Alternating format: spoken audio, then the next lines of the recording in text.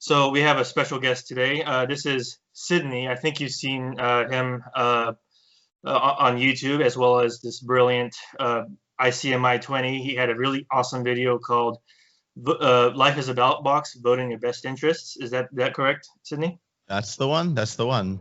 I thought it was fitting with the election coming up, which is obviously interesting in itself. Right, yeah. And also we have a wild Elizabeth Hobson as a co-interviewer. Right. So how are you doing, Sydney?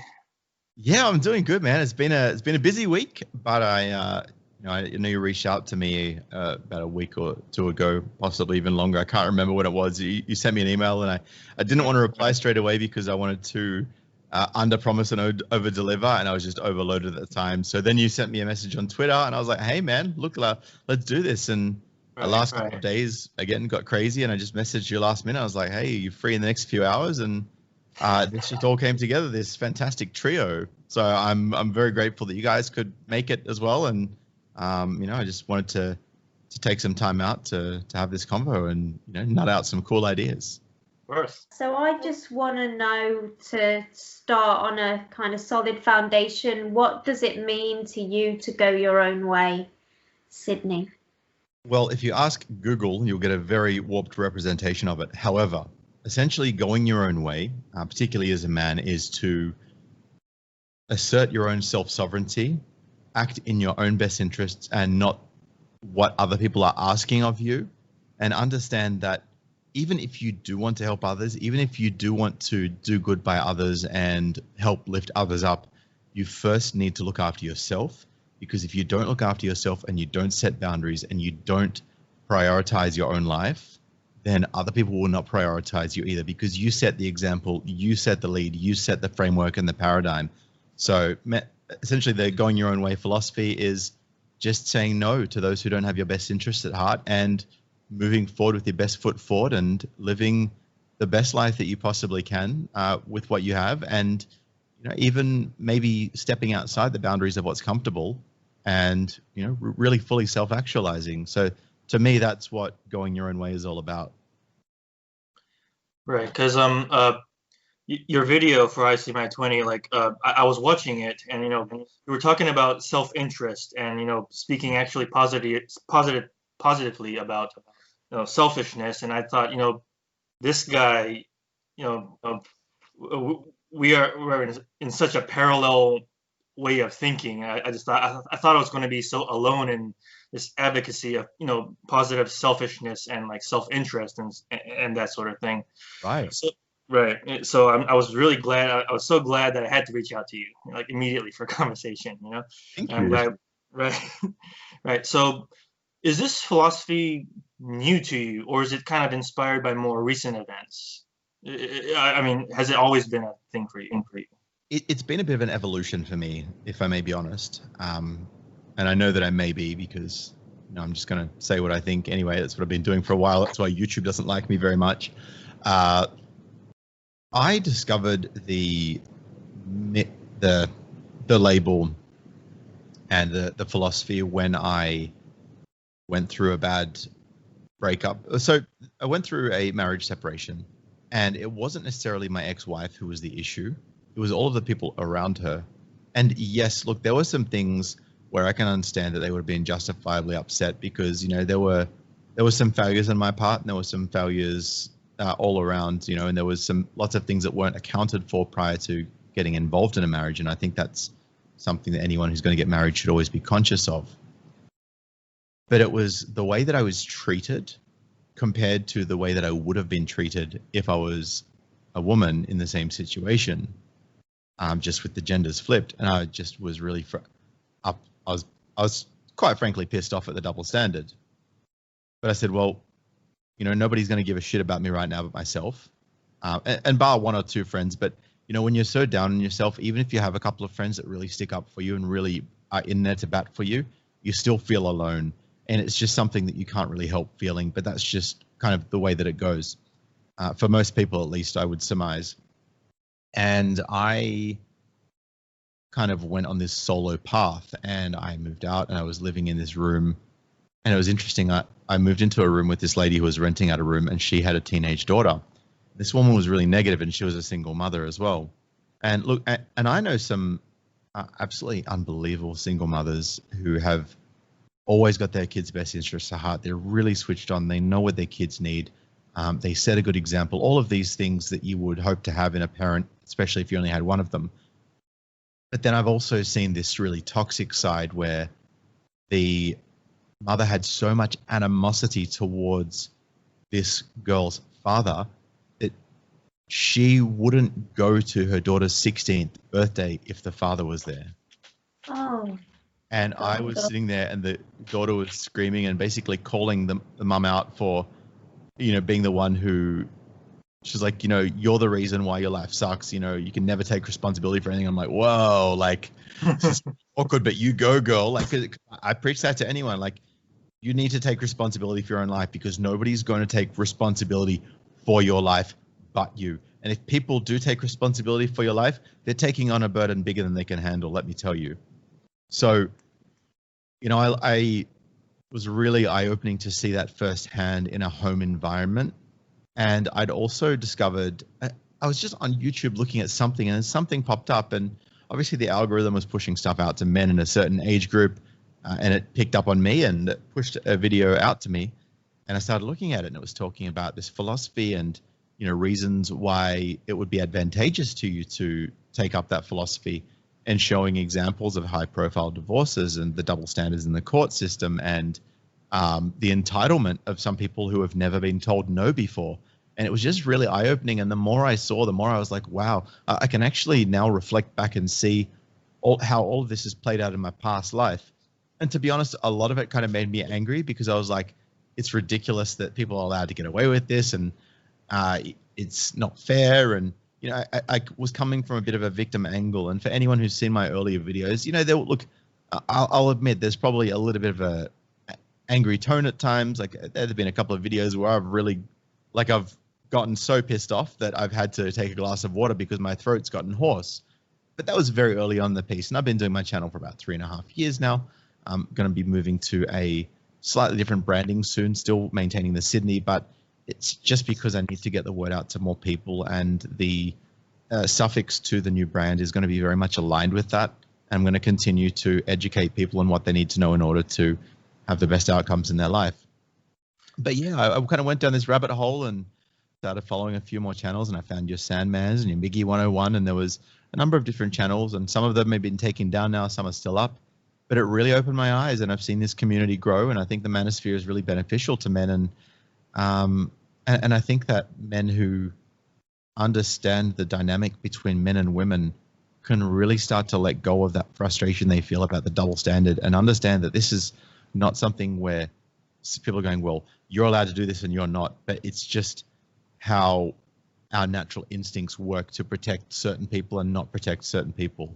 And one of those groups, for example, that we don't learn to protect very well is homeless men, particularly, even more so than respected men, for example, like Johnny Depp. Let's take that for an example. Men, women, everyone's coming into bat for that guy. Yeah, there's a bunch of womanists who are saying, no, he's this and he's that. But, look, the evidence speaks for itself. But if he was just a homeless guy on the street, no one would give a crap. Let's just keep it real. Let's keep it absolutely honest. And even guys wouldn't give a crap. And that's something really interesting that I've seen, that guys are so quick to come out in support of these celebrities, but, won't do some ground root stuff with homeless people. So, I'll always buy a homeless person a coffee. Like, if I see them in the 7-Eleven, I'll just pay for their coffee in advance, and I'll walk out, and they go up to the counter to pay. It's like, someone's already paid for you. Like, there you go, here's a leg up. So, I've basically gone from realizing that there's something not right to understanding this is more widespread than I thought, to getting pissed off about it, to trying to understand it while still being pissed off about it, to reaching an understanding and letting go of some of frustration, and then elevating to a higher level of understanding where now I fully understand how human nature works. And there's not really anything that I can't explain away if I have the relevant information available to me, or at least make sense of it to everyone in the situation if they're prepared to listen. So I think this is really the direction that I want to go, and that I want to see the manosphere sort of gravitate towards, because that place of peace and understanding and recognition that you have control of your own life if you choose to, and you just need to know how to play the game properly.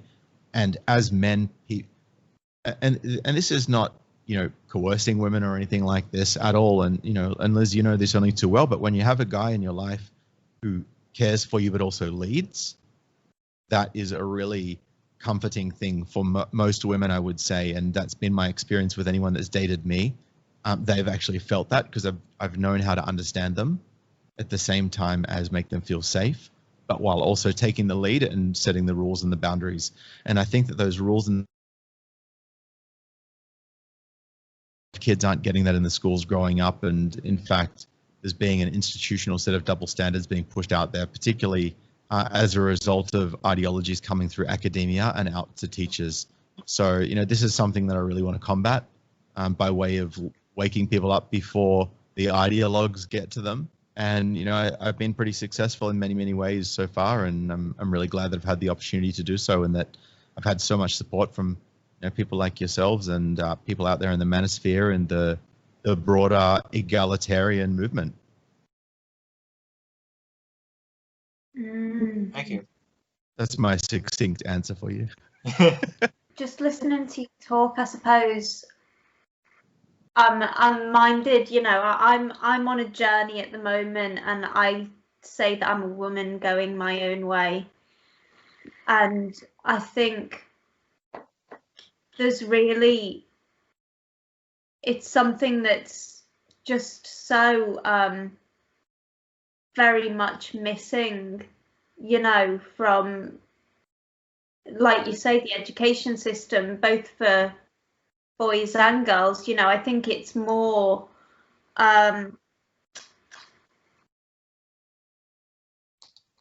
sinister what's going on with boys, because boys are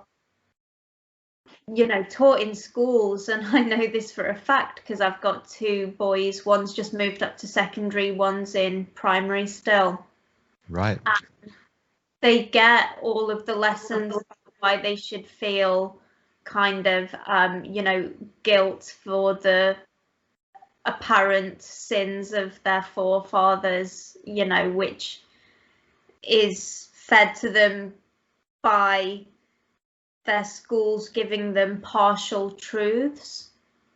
Absolutely. So Absolutely. it started with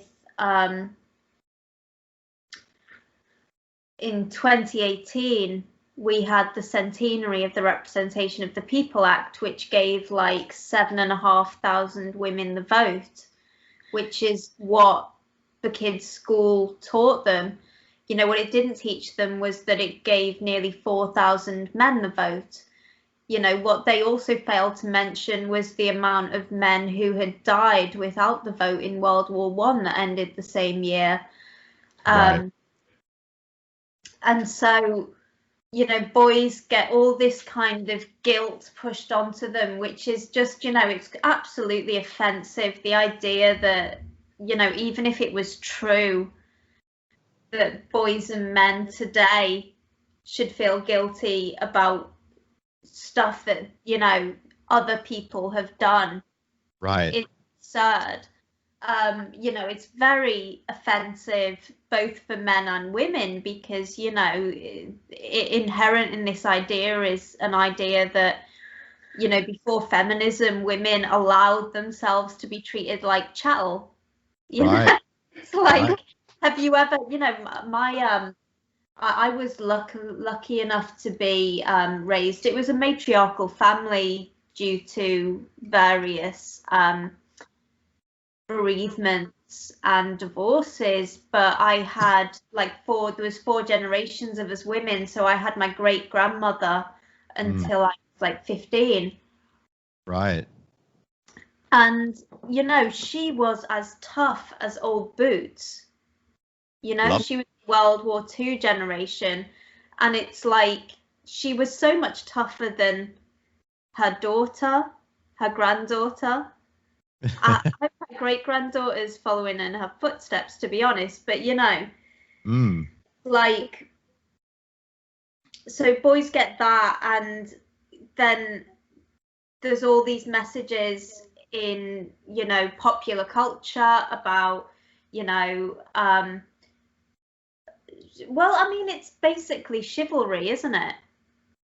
There's this chivalric kind of, men need to treat women in such and such a way, and, you know, if they like it, they've got to put a ring on it, and Oh yeah, all that crap. the stuff, you know. But I think it's fairly equally unhealthy for women, because there is, you know, there's a slavery in relying on someone else for, you know, sustenance, or even like life's little luxuries, you know. Mm. Yeah, 100%. You're so right there. Now, it's interesting that you were saying about the concept of being oppressive by virtue of your skin color or gender, of which there are only two, as we're well aware. I did a video the other day, and there's actually a couple of UK ministers who are pushing back against the notion of white privilege and female victimhood. And Yeah. the one who's pushing back against the notion of white privilege is actually black. Yeah, that's Kemi Badenoch, right? Yes, exactly. And what was the name of the Jess Butler, was it? Something like that? Jessica Butcher. Jessica Butcher, correct. And she spoke quite succinctly and talked about, you know, how we are basically, to paraphrase, really infantilizing women, and we're undermining their inherent capabilities by pushing for all this, and we're also being quite discriminatory against people who might have otherwise, based on pure merit, had opportunities that they're now no longer being granted. And I was looking at this face when I was doing the video, and I'm like, hang on, I've seen this face before. Now I have I've got a playlist on my YouTube account, and I've got a number of TEDx talks of women saying why I'm not a womanist. And she was actually one of them. And I'm like, wow, this was back in 2018, before it was even thought of that she would go into parliament. So, and you know, it was funny because, and this is another thing, when I was doing the video, everyone was talking in the chat saying, oh, she's a chameleon. It's like, look, she may have her own reasons for saying this stuff, but who cares what your reasons are for telling the truth if you're telling the truth? Who cares? I know. Fight against the lies and the omission of information that gives context to something which would otherwise be fundamentally untrue without that context. So I just don't see the issue. And I'll just share this quickly because I know you're going to ask me something. I've got a podcast called Unapologetic Aussie on all the major platforms, and I've only done 10 episodes because I've been snowed under with stuff, but my first episode was a 9-minute solo cast talking about lies by repetition and omission. So what happens when you knew to be true is false? And I think that comes back to what you were saying before, Liz, about how we're only getting certain pieces of information that are advantageous to certain people who want to leverage that to get certain things. Yeah, I happen to follow Jessica Butcher for a while now, and she's got some really interesting presentations out there. There's a good one from the Battle of Ideas 2019, which I think is called Is the Gender Pay Gap a Myth, or something like that. I can give you the answer to that immediately. She's an entrepreneur, you know, that's what she does. You know, she's also now on the Equal Rights Commission, but she trade is an entrepreneur, and in that there's this great moment, you know, during her opening statement where she says she employs men and women, and what happens is that women get pregnant and they go away and they get, you know, their maternity pay, and then they come back and then they don't want to work the hours and they don't want to travel. And she's like, so I pay them less. And can you blame them for not wanting to travel when they've got kids? I don't. No, absolutely not. You know, I think that, you know, when people about equal representation in Parliament and stuff, I'm like, hey, you know, the vast majority of men don't want that high pressure, intensive kind of, you know, life. There just so happens that there are a few, you know, proportionally a few more women who are too sane to want that. Right. You Exactly. know, and there is, I think we get this definition of power so wrong, you know, and we get it from the feminist definition, and the feminist definition of power is that there's money and there is control over other people in terms of like policy, legislation, you know, being a CEO or a manager or whatever. And it's like, actually, I think power over your own life to choose to do what you want to do, and if you want to care for your family, being able to do that is far more significant. And it's certainly, if I could choose only one, I would rather choose to be in control over how I spend my time. Right. And Dr. Warren Farrell, he put it so well. If any of you have ever seen that video he did with Cassie J, and it was like a thought experiment in a room, and he talked about the myth of male power. Yeah, I'm sure I have. Yeah. Yeah, and he basically got everyone in the room and he said, I want you to think about what put the sparkle in your father's eye when you were a kid. And then he said, now, okay, everyone got it, beautiful. Now I want you to think about what your father did for work. And not one person in that room had the same thing for both what the dad did for work and what put the sparkle in his eye. Because overwhelmingly, I would say, and look, there's plenty of men who do what they love, and that's fantastic. And there's plenty of women who do what they love, and that's fantastic. If you can find that job where you get paid for doing what you love, and Gary Vee speaks about this, you know, your passion's where your money is, and I agree with him. But if you're doing something that you don't love to provide for the people that you do love, that's why you keep doing it. Not because you enjoy the money, not because you enjoy the power, not because you enjoy being the man of the house or being the one in control. Because I don't know about you guys, but I don't know any man who has control of the decor in his kitchen in the house that he bought. I'm just saying, you know, so we want to talk about control and about power. The woman has the power in the house in, I would say, the vast majority of situations. Sometimes the men have got the power. Sometimes they abuse it. Sometimes women abuse it. It goes both ways. I'm not going to pretend like this is a one-way street. But conversely, feminists and womanists need to stop pretending like this is a one-way street also. And that's my gripe. Right. That's great insight right there.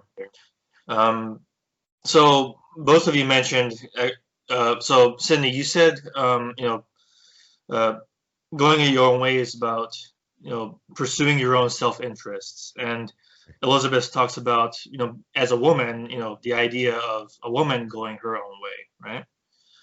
So trying to phrase this question properly. I'm sorry? You misogynist, Elizabeth. Right. How dare you put first? Right. So I suppose in the subject of, you know, human relations and like intimate relations between the sexes, is there a place for that in people going their own way, men and women?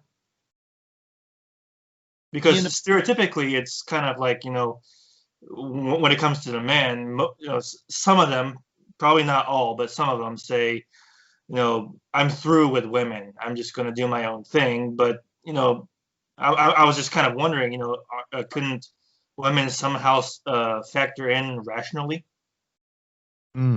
No, I actually think that that's a really, really good question that you brought up. And the reason why I think it's such a fantastic question is because when we're looking at things, we talk about, for example, womanism, we talk about, men who choose to go in a certain direction, which is their own. And we talk about men who advocate for the rights of their fellow men.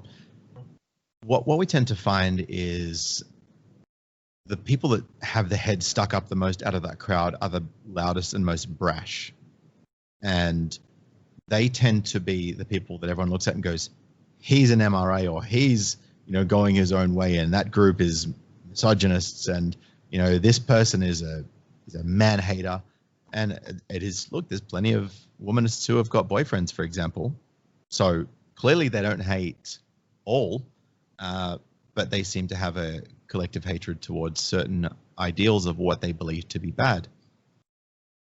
And I think that look, we're all fundamentally human beings, and when you get a woman and a man, and look, there's obviously other dynamics in gay relationships, whether that be two men or two women, but I'm not going to speak too much on that because I think the biggest catalyst for the particular philosophy that I subscribe to is largely as a result of the breakdown in relationships between men and women, most specifically, and the rights that are afforded to women and the responsibilities that are put on men. And again, it goes both ways, but it's overwhelmingly, there's a certain weight on both sides. And, I would say the first thing that you need to do if you wanted to be in a relationship with someone, you've got to say to yourself, do I want it all my way? Am I prepared to open up to the idea of giving a little bit to get something? And I think that you really need to find someone with which you have a dynamic where there's mutual reciprocity. And mutual reciprocity, for anyone who doesn't know what I'm talking about, is essentially the concept that you are giving something to them and they're giving something to you. And that doesn't need to be a financial trade. It can be you give them safety, they give you nurture, for example. You give them laughter, they give you love. And what I find is that this type of dynamic works best when you've got someone who effortlessly gives, and the person on the receiving end feels like they're getting more than they're giving because they're effortlessly giving. But this person who's giving a little and this other person feels like they're getting a lot, both sides feel like they're getting more than they're putting in. And I really think that that's the ultimate dynamic to find. But I think you really need to, as a man, to be in a place where you truly understand how women work, because women don't work the same as men. You can't expect them, when they're feeling hurt, to operate from a logical headspace that you might otherwise operate from. It just doesn't work like that. Let me give you an example. So, for example, if I had a girlfriend, for argument's sake, and she called me up and I was at work, and I was like, oh, yeah, how you doing? She's like, oh, okay. I'm like, so what you're saying is you didn't have a great day? And she's like, no.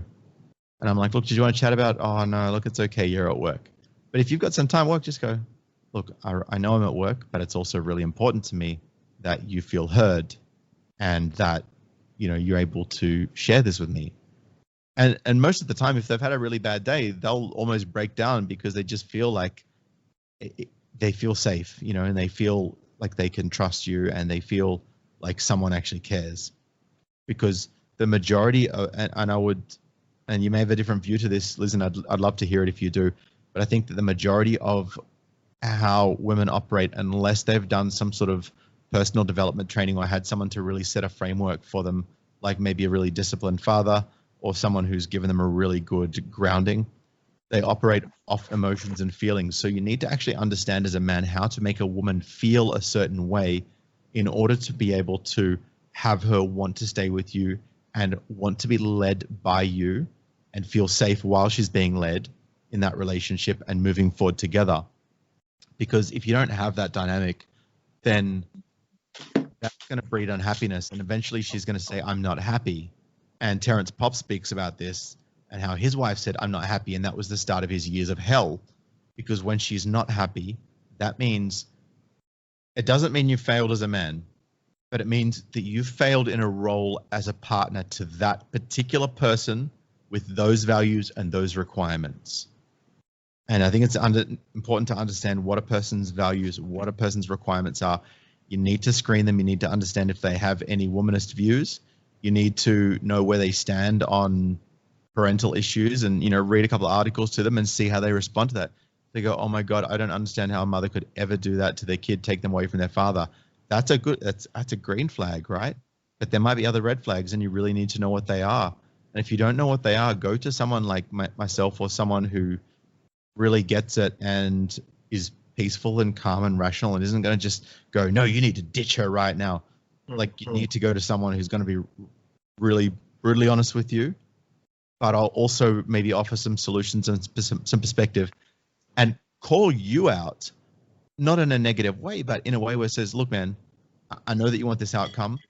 What I can see though, is that there's been a few areas in which you could tweak things that are going to provide different outcomes. And I think that if people are going to get into relationships, particularly cohabiting relationships, which I recommend against until they change the legal framework on this, but each to your own. If you want to be in a cohabiting relationship, if you want to have a family with someone, you really need to screen them first. You need to live with them for at least a year. Do not ever buy a house together. And Dave Ramsey speaks about this on his podcast about money. Don't live with a woman. Right? And I say the same to women. Don't live with a partner. Like don't live with a partner, period.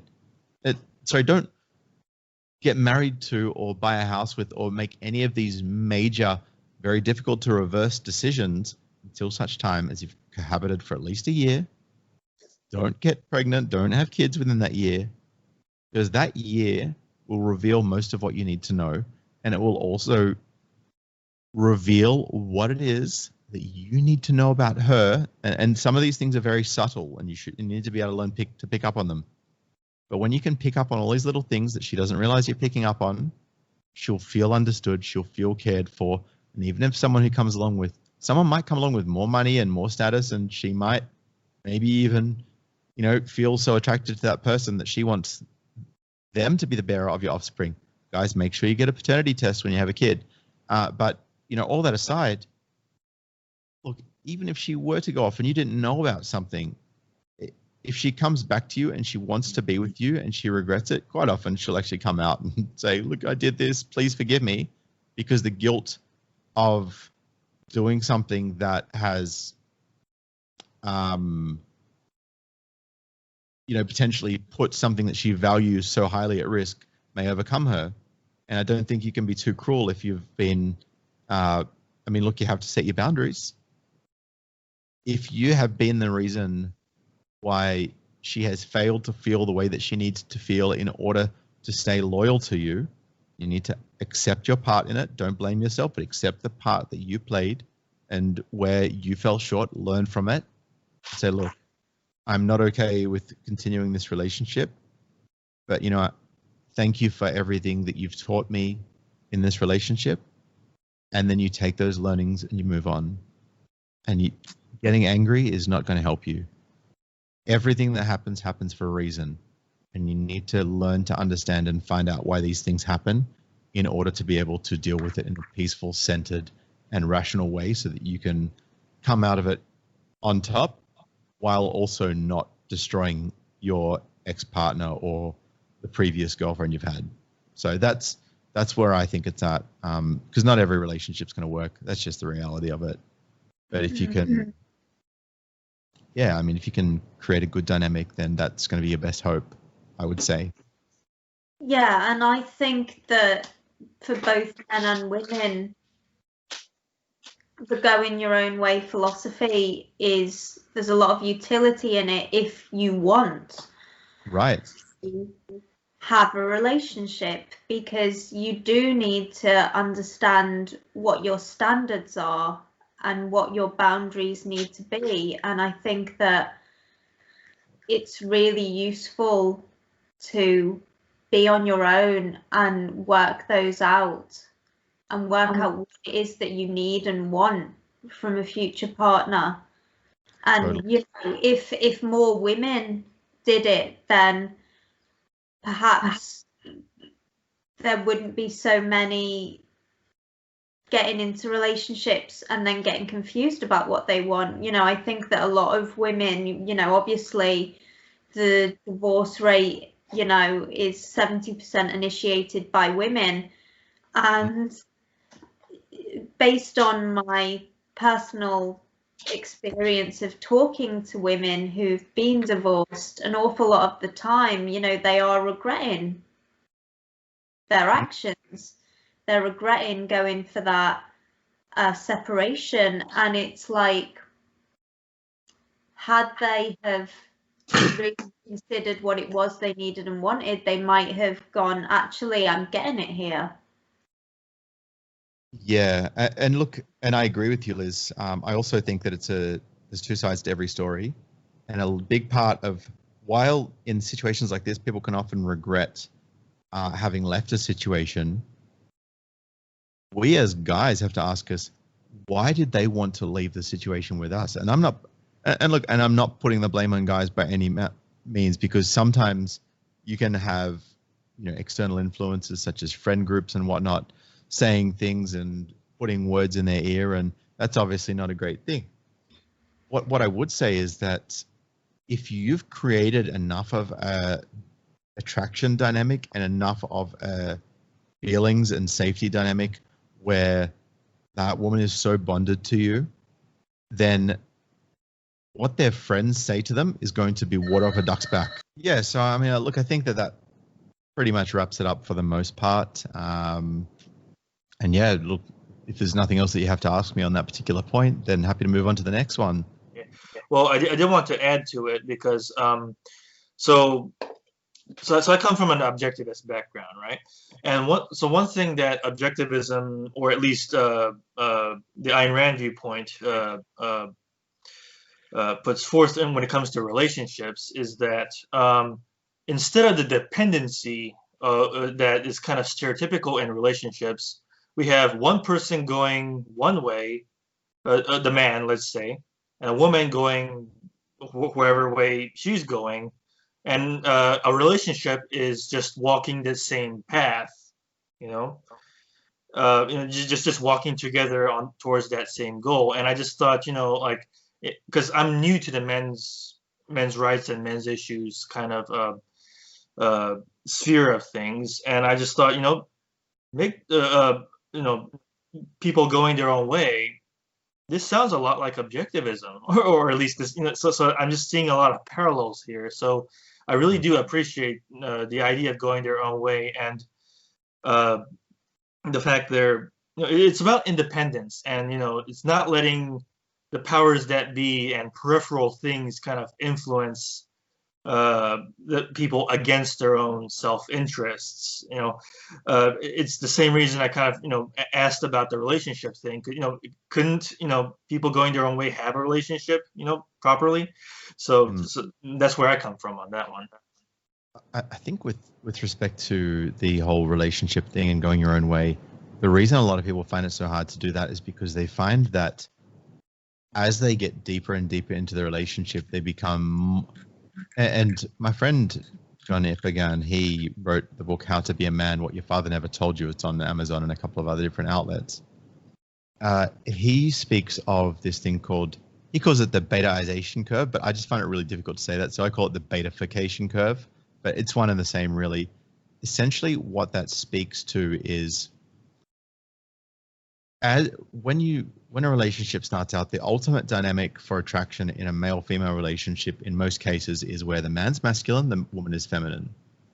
And that's where those sort of polarities attract, you know, like in magnetism. And what you tend to find happen, I don't know which way this is, if it's going left or right on the screen or how it's going to present on Skype, that's fine. But let's just assume that this side is the start point. What you'll find most of the time in relationships is that as you're in a relationship with a woman for longer, as a guy, if you don't know what you're doing, over time you'll become more and more feminine, and she'll become less and less feminine.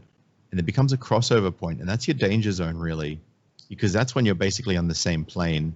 And then she will become frustrated that you're not as masculine as you used to be, and you don't take the lead anymore, and you don't make the decisions anymore about where we're going to go eat. And so now she's going to make the decisions about where to go eat, and she's just had a rough day, and she just wants someone to take the lead. And we even saw, what is it, Jeannie Mai from The View? She even spoke about this. She's like, I'm a strong, independent woman, and I hate that phrase, by the way, but I've got my reason. And she goes, I'm a strong, independent woman. I built my empire, and in the beginning, I had to be the lawyer, I had to be the publicist, I had to be this, I had to be that. So like, I know what it is to do everything. She's like, and I just want to be able to go to my partner, and I'm paraphrasing here, and say, look, these are my goals. This is where I want to go. This is where I want to be. This is what I want to do. And he will take that and formulate what our mutual goals are and where I want to be. And he'll kind of like put that together, and he'll come up and be like, here, this is how we're going to get there. And she can just follow his lead on that. So she's still working towards her goals, but taking his lead because she is with him, because he is capable of giving her what it is that she wants, what it is that she needs, and what makes her feel safe and backed, and supported in that way. So, and I really love that analogy, and I see it all the time. So, yeah. Mm-hmm. It's like there is the mutual reciprocity thing, though, isn't it? Women, I don't think I think that they're not told what they need to do. I think that is a more urgent problem in our societies, to be honest. I mean, men are given mixed messages, I would say. I think they do get those messages about, women want you to lead, but then they're also told, but by the way, if you do, then you're oppressing her. But women are told absolutely nothing. All women are told is that you are inherently valuable. And, I go on about this book by Naomi Wolf called Vagina, and she devotes like several pages to discussing all of the things that men need to do in order to satisfy women. And they're totally contradictory. She contradicts herself like sentence by sentence. It's an absolutely unattainable set of standards because it's contradictory. But she gives zero, instructions for women on how to satisfy their men. She just assumes that, well, obviously you're inherently valuable and giving a man what he needs just by virtue of being a woman. Just by being there, right? Yeah. Totally. And I think that's a very good point, Liz. And, I even saw that as recently as just the other day. There was an article that I actually found, and I might send the link to you, and perhaps you can drop this in the description. But it was essentially talking about how they are now teaching year 11 and 12 girls, year 11 and 12 girls, about how to spot the red flags of coercive control in an abusive relationship. But they're not teaching any guys to recognize these signs. And so, like, I went from the age of 18 when I had my first relationship to the age of my early 30s without ever realizing that I'd been in multiple abusive relationships. I just thought that's just par for the course with dating girls. And hey, that was the reason why it didn't work out. I didn't realize that this is actually something that's defined as abuse. And I'm talking like serious, mentally abusive. So, for example, when I was first moved to Sydney, and I think I was about 21 years old, I moved in with this girl, and she was a liar, she was lazy, she was obese, she was financially irresponsible. And in hindsight, she hadn't been taught any different because, well, in some ways, her mother was a bit like that. So, she's just following the example she's set, right? But, I mean, she had a dad in the picture. So, there's that. But what, like for example, we'd have a disagreement on something which she would inevitably start. And, maybe I go back to it. I take responsibility for the fact that I wasn't giving her what she needed to feel the way that she needed to feel in order to reciprocate that. But for now, she would roll around in bed when I'd try and sleep because I've got an early start for work the next day, because she lives 200 meters from her work and I live an hour and a half from my work. And I've got a longer work day than she does. So go figure, right?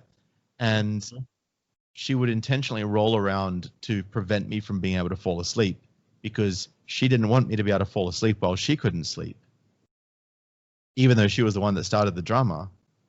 And it's this kind of stuff, and it wears on you when it's night after night after night for months. And I'm exhausted, and I'm frustrated, and I'm drained, and I just feel like I'm treading water. I'm not getting anywhere. And then she was spending more money than she was earning out of the joint account, which, by the way, she wanted. And she was, and look, and nothing against smokers. I wouldn't date a smoker, just because for me, I actually get really choked up when the cigarette smoke. There's something in it which constricts my airways. So for me, that's just a no-go for that reason. And she was smoking and I could smell it on her, and I kept finding lighters in her pocket when I was doing the washing, because I did all the laundry and all the dishes and all of the vacuuming and all of the other stuff. And she's like, oh no, I use it to heat up the tip of my pen because my pen's not working and I need to get the ink flowing. And I'm like, look, you don't come home with a lighter a day to get your pen working, and smelling of smoke and finding empty cigarette packets in your clothes. I'm not stupid, but then she'd be like, oh no, I'm not doing it. And she just lie through her teeth. And I know guys do this stuff as well sometimes to their partners, and that's shitty too. But come on, when are we going to start teaching our girls some responsibility? When you say that all of the rights are yours, all of the blame is on the person who's not bowing down to you, what kind of a message are you sending? This is the snippet of the article. You would have heard of the Hannah Baxter situation a while ago. It was all over international news. Sue Clark is joining forces with domestic charity Beyond DV to teach year 11 and 12 girls and their mothers. So they're getting the mums into the school to learn, along with the year 11 and 12 girls, mothers, about coercive control, a pattern of behavior that includes, it's the opposite to pepper, salt, but it has the letter A and S in front of it. Just don't want to hit the YouTube algorithm there. So it includes salt, threats, humiliation, and intimidation. And Beyond DV founder Carolyn Robinson said the charity had helped hundreds of women, including many on the Sunshine Coasts, to recover from relationships that weren't good, shall I say. And she wants young people to try to stop these kind of relationships before they start. These are signs that can be missed or be brushed off as caring for you, being so interested in you, but they actually can be signs of control, she says. So now wanting to be with your girlfriend all the time is coercive control. Wanting to know where she's at because you're excited about it getting home, that's coercive control. Guys, really, come on. This is government-funded indoctrination, and it's just continuing on. And this is setting up the next generation of girls and guys for gargantuan failure on an epidemic level, and it's not good. Yeah. All right, so so I'm gonna a lot of my questions are based on the ICMI 20 video, so bear with me here. So you mentioned that your child's interests are or should be your self-interests, right? Yes, I agree. So so touching a bit on parenthood, which I personally know nothing about. I'm not a parent at present, but so should parenthood gear its focus more towards kids to go their own way when they grow up? What are your thoughts on that? Sorry, repeat that question for me. Sure. Should parents be teaching their kids, assuming the parents are in rational, fine relationship of partners going their own way instead of this kind of weird dependency happening. Mm. Should they teach their kids to prepare to go their own way in the way the parents have? I definitely would say that we should be teaching people to focus on themselves first, and not in a maliciously selfish way, but in a self-caring and self-preservationary kind of selfish way. Because selfish has a really bad connotation to it. Many people would say. You're telling me. Yeah. Yeah. It's just like conspiracy theory's got a connotation, but it's just a theory of people conspiring to do something. And if you have evidence to support your theory, it's not really actually a bad thing, and it's not crazy. But that's another tangent I could go on. But I mean, I just wanted to use that as an example of how certain things get demonized because it doesn't serve the best interests of the people trying to control the language. Right. The common good, as they call it. The greater good. Welcome to 1984, right? George Orwell. Read the book and check out the audiobook on YouTube. It tells you everything you need to know about where we're going right now and how important it is for us to all take an opposition to the increasing noose tightening that's happening around our neck as we speak that we don't even realize, or at least some of us do.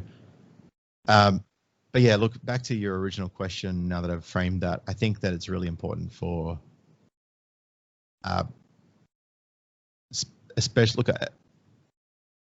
I can understand how it'd be hard as a mother, even someone who agrees with that philosophy, to teach their daughters,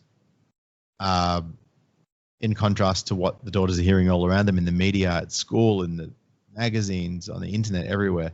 Like, that's a tough uphill battle. So you've really got to teach your boys how to be leaders and how to be someone that is so respected that no one even tries to challenge them, because they're like, you know what, I don't even need to question this guy. He knows what he's talking about and he knows where he's going, and I'm on board with that, And particularly with the domination of the public service by women, and most of them university educated, and most of those university educated women not with STEM degrees but with humanities degrees, most of which are absolutely laced with poisonous dogmatic womanist doctrine. I actually have some statistics from the APSC, which is the Australian Public Service Commission. Now, did you know the Workplace Gender Equality Agency in Australia, which is constantly putting out this gender wage gap of whatever percent, like 15.7% or whatever figure they come up with on any given day, they only include private enterprise with over 100 employees. They do not include the public service. Now, the Australian public service is comprised of 59% women. Now, did you know that so we've got about 89,700 people in the public service who are female, 62,380.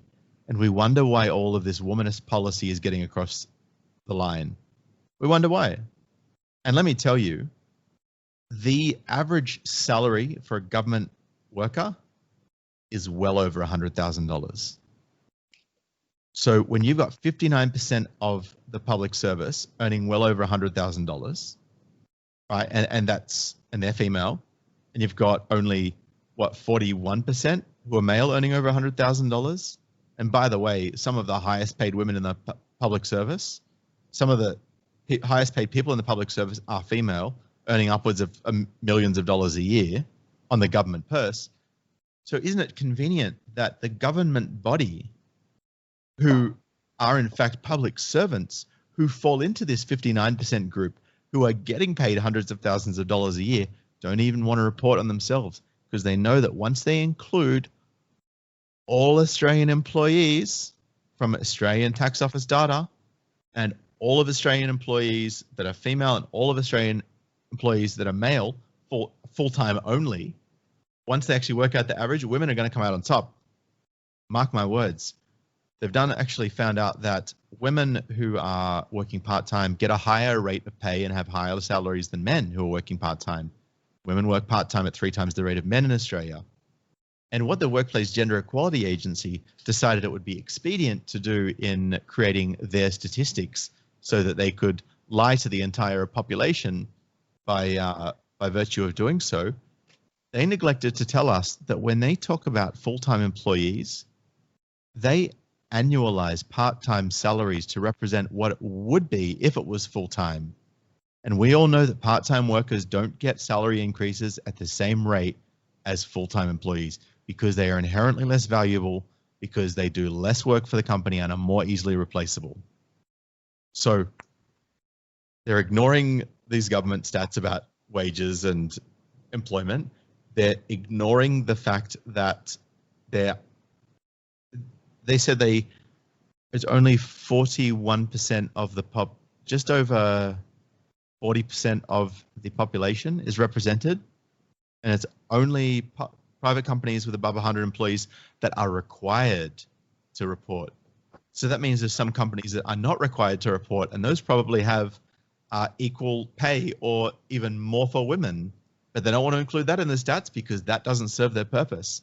So there's just all of these omissions and manipulations and twisting and turning. I mean, these people are statistical geniuses. They've got analysts working for them that would confuse an entire population of the globe with the way that they can present statistics. And it's all to get more special privileges for one certain group that's already got it so damn good in Australia that it's beyond belief. That's nuts. And I think we really went off topic there, but I wanted to share that because that kind of was where we went. It's good. It's stuff that's good to know, right? I mean, it's, especially for those of us in the U.S. here who are kind of relatively ignorant about Australian politics. Yeah, so that's why they got the Duluth model in. That's why they have a minister for women, but not for men. And the minister was asked if they thought it would be in the best interest of gender equality to have a minister for men. They just said, no, women's issues are overrepresented and we need a minister for women more than we need it for men. So end of discussion. That was basically the response, to paraphrase. Right. It's the same the same story pretty much globally, though certainly in the Anglosphere, it's the exact same manipulation of statistics and misrepresentation of facts. Yeah. Yep, absolutely. The other thing is, which is something that Jessica Butcher raises, is that actually all of this kind of feminist misinformation and pushing for privileges is disadvantaging women. Yeah.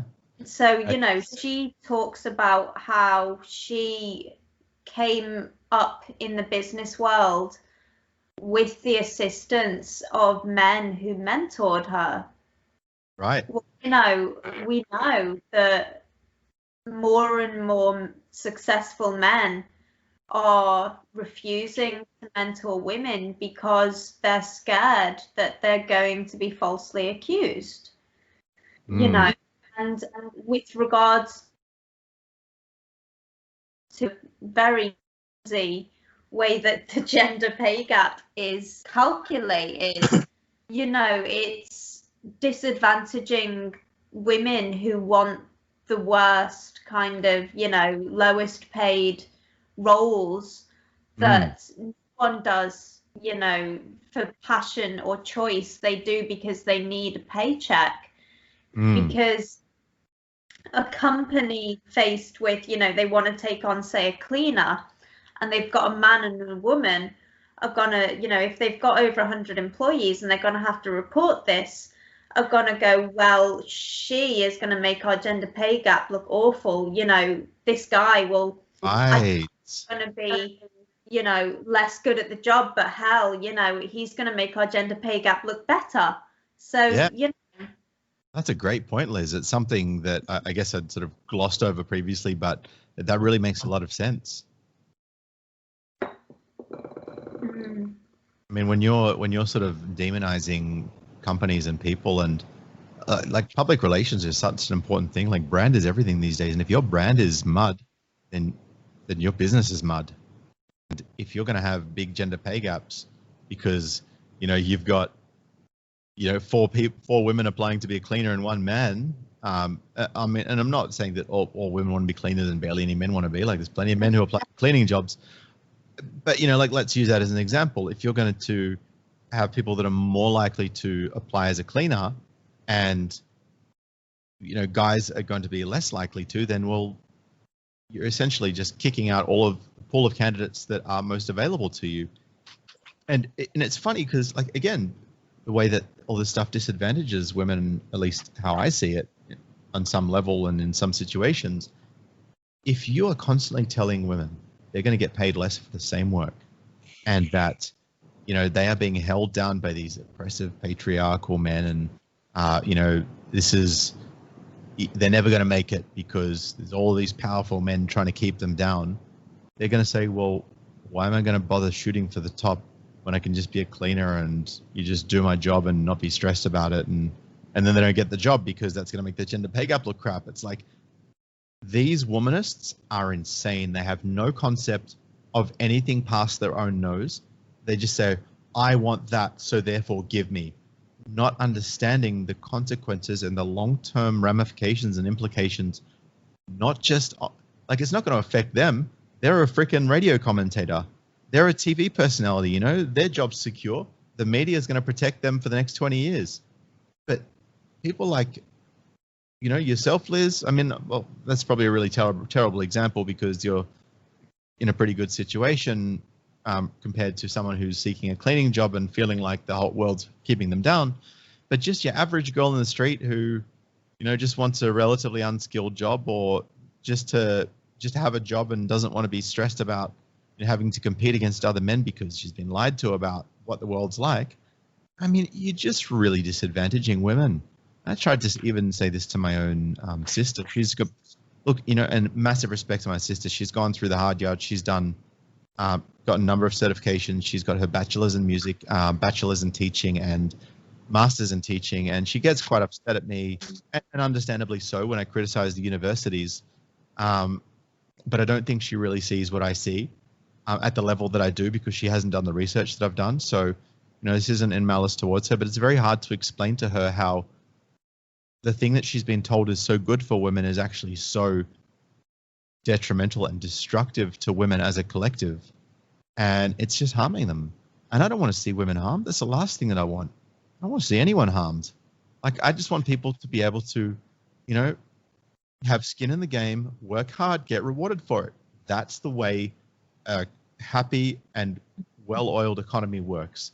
And feminism and womanism is throwing a massive cog and spanner in that works, in my view, that is of massive detriment to the majority of women, in my view. So that's my take. Okay. You mentioned the issue of brands. So when I when it comes to brands, I kind of think in a tangent that I'm kind of concerned of. Mostly about the woke culture nowadays. It's like they have to. It seems that this really is a bit of a tangent, but it's like they have to kind of kowtow to one thing or the other. Like kind of eliminating the faces of black people in their advertisements, or meeting that omitting that Indian girl and the butter, the Land O'Lakes butter, that kind of stuff. It's like they have to kind of follow this politically correct line. And well, can a brand survive nowadays without kind of towing that social justice line that feminism is very well a part of? Look, brands totally can survive. I mean, we've seen eGuard watches came out with a scathing criticism and a counter to Gillette's ad, and his business went through the roof. Massive shout out to the CEO of eGuard. I can't remember his name off the top of my head, but I really respect massively what he did by taking a stand. Even when people told him, hey, this is going to impact your business, he's going to go, I don't care, this isn't right. It's not his exact words, but that's basically the stance that he took. And, you know, everyone's attacking Dior. Oh, Johnny Depp, he's this, he's that. And they're like, no. I saw your post on Twitter. That was great. Yeah, exactly, right? It's like, look, in fact, let me actually bring up that post. I'm gonna share what I said. Yeah, sure. It's, you know, I'm unapologetic with what I say, and I mean what I say. Right. Here we go. So there was an article on Business Insider, and it says Dior sparked backlash by airing a fragrance commercial starring Johnny Depp. Now, Dior, and massive big props to Dior. Guys, if you're thinking about buying yourself a cologne or a fragrance, please support Dior. Don't support a lot of the other brands have gone broke, and they are not acting in your best interests, let alone their own, by the way. And, you know, I just don't understand why people continue to let their employees do this crap. But I wrote, this was a massive FU to the Socialist Workers' Party of Germany, crossed with womanists, and leftist cancel culture squad. Big ups to Dior for sticking by an innocent man in the face of the enormous mainstream media womanist propaganda machine. You will be financially rewarded by myself and others. And, you know, Chic and Dollar Shave Club and Shaver Shop all got rewarded as a byproduct of not taking the Gillette line. Right? And, you know, we've seen time after time after time when movies have taken a woke angle or watch James Bond flop, by the way. I can't wait to see the box office on that. And we saw like Oceans 11, 12, and 13, epic movies come out with Oceans 8. You know, Right. Ghostbusters, Dan Aykroyd, all of the classics. I mean, Slimer, what a movie. They come out with the female Ghostbusters. Yeah. And everyone's, oh, misogyny, you know, just you hate females. It's like, nobody hates anyone. There are plenty of movies with extremely capable female leads that guys loved. Tomb Raider, epic movie. Like I could probably go through IMDb and I could give you at least 100 great movies with women at the lead. We don't need to make women the lead of every movie. And when you take a franchise that was a male-led franchise and it is a classic, a cult classic, where people will go to see every single movie and they buy all of the merchandise because they are so into that brand, and then you're like, oh, we need a woman of color, no less. And then you replace the suave, slick, well-groomed, stoic, nothing phases me, jump out of a helicopter and don't even bat an eyelid kind of guy, like that action hero, Look, you can have a movie with a really good plot that's got a woman who's playing the lead, as long as it's realistic in the same way as a man's lead would need to be realistic. Well, as long as it's honest, right? That'll be a block, yeah. And that's the point. That's exactly the point, Vernon. As long as it's honest and pragmatic about the way that you approach the plot. I look at some of these movies and I'm like, guys, like, do you have just money to burn that you don't want to earn back? Like, is that why you're doing this? Because you hate money? And these people are going, oh, and, they probably do hate money. They're the same people that hate capitalism and whatnot, but hey, that's none of my business, right? Right. But they're just, Hollywood is destroying itself. And they just don't effing learn. They don't learn. No, I think with regards to branding, something that really has cheered me. Have you seen the latest Coca-Cola advert? I haven't. It is absolutely adorable. So it's basically a pro-fatherhood advert. Oh, great. I still have to see that. What I love about it is the fact that Coca-Cola, of all the brands in the world, must be, you know, pumping the absolute most money into finding out what is going to sell. Right. And, you know, because Coca-Cola, you know, I tend to think probably doesn't give two hoots about men and boys and fatherhood and family. They just want to sell their drink. But they've gone away and come back and said, you know what, man? Gatorade to Coke to all these different, like, they can lose like the womanish demographic and they'll be fine. Like, they'll have plenty of cash. Yeah.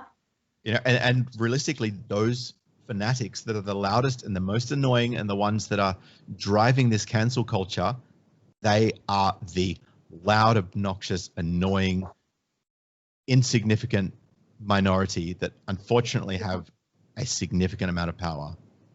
Yeah. But they don't have power over people's purchasing decisions. No. Exactly. And it's a paper tiger. And I think, you know, this kind of Coke advert is just emblematic of the fact that more and more people are waking up to the fact that although they are loud and they go, you know, we're going to tell everyone to buy your product because you think it's nice about men, it's like, it's not going to happen. Two words, Goya Foods. Right. That's what happens when you stick up and you go, hey, these are my values. I stick by it. I support this person who's been there for us, you know, who's not trying to lie to us. And I don't care if you buy my stuff or not. That's my position. Take it or leave it. And I respect that. Exactly. Right. Yep. So I know you have to go, Sydney. So is there anything you'd like to ask the both of us at all? Kind of like closing thoughts, anything like that?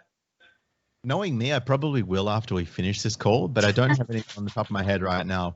I did want to say though, this was quite last minute on my part, so I really appreciate you both of you making the time and jumping on. And you know, it's been a great conversation. I look forward to hopefully many more of them. And hope you guys, Vernon, you have a great night. And what time is it there for you, Liz? It is 5:27 a.m. Oh wow, 05:27. Yeah. Nice. Well, morning for you. Night for you. I woke up literally as you were jumping onto the call, and it was obviously meant to be. But look, it's been a pleasure speaking with you too. Thank you so much for making the time to jump on. Great to see you, speak to you, Vernon. Great to see you, Liz. I know we've spoken before, but that wasn't broadcast. It's been a journey, and it's cool to be on it with you guys. And thank you very much for the great questions and the opportunity to share my perspective. Right. Well, it's terrific to meet you. I wish I'd prepared more nuanced, more detailed questions, but I'm still new, and to your content, I only saw your stuff and the ICMI, so that was my big introduction to yourself.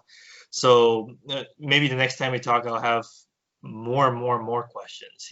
So sure. And I mean, like, even if you've got some really kind of seriously pressing world issues, or like something that's kind of goes beyond what you think I might cover, I'm pretty worldly in terms of human interaction and what motivates people and what drives people to act and respond and perceive in certain ways.